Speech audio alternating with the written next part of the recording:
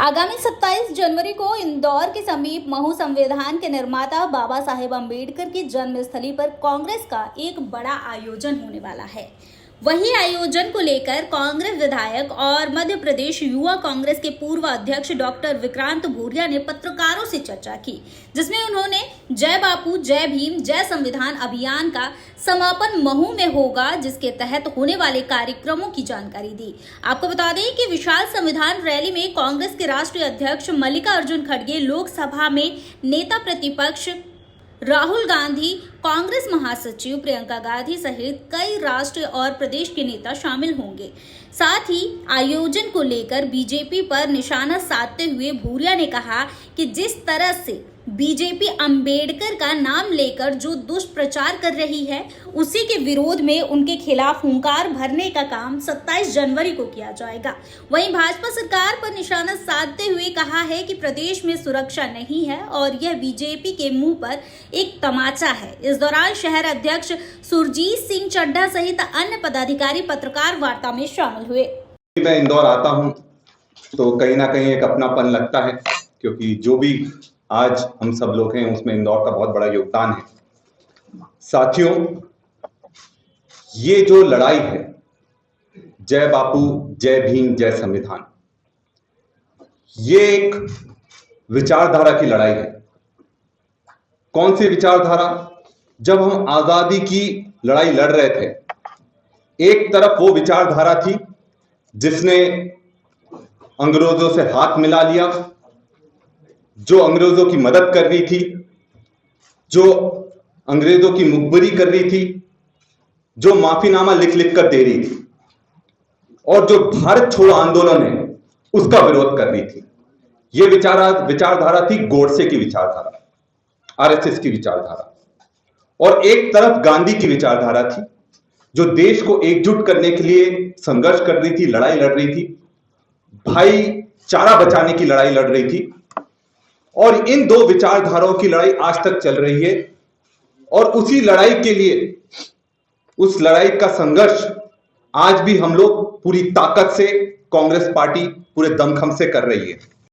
कि जो विचारधारा ने देश को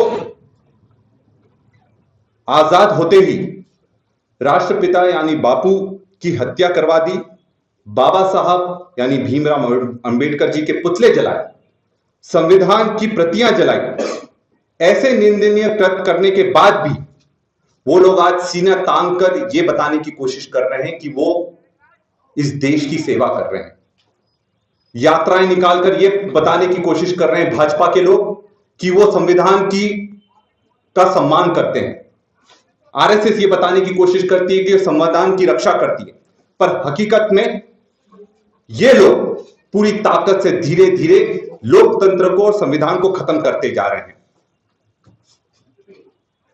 कांग्रेस पार्टी ने बीजेपी, आरएसएस और गोडसे की विचारधारा के विरुद्ध जय बापू जय भीम जय संविधान अभियान शुरू करा था, और इस अभियान का समापन, लड़ाई तो चलती रहेगी, पर इस अभियान का समापन 27 जनवरी 2025 को डॉक्टर भीमराव अंबेडकर जी की जन्मस्थली महू में एक विशाल रैली के साथ होगा, जिसमें अखिल भारतीय कांग्रेस कमेटी के राष्ट्रीय अध्यक्ष मल्लिकार्जुन खड़गे जी, हमारे नेता प्रतिपक्ष, हमारे राष्ट्रीय के युवाओं के नेता और गरीबों के मसीहा राहुल गांधी जी भी उपस्थित रहेंगे, कांग्रेस की राष्ट्रीय महासचिव प्रियंका गांधी जी भी उपस्थित रहेंगी, और कांग्रेस का पूरा वरिष्ठ नेतृत्व महू उपस्थित रहेगा।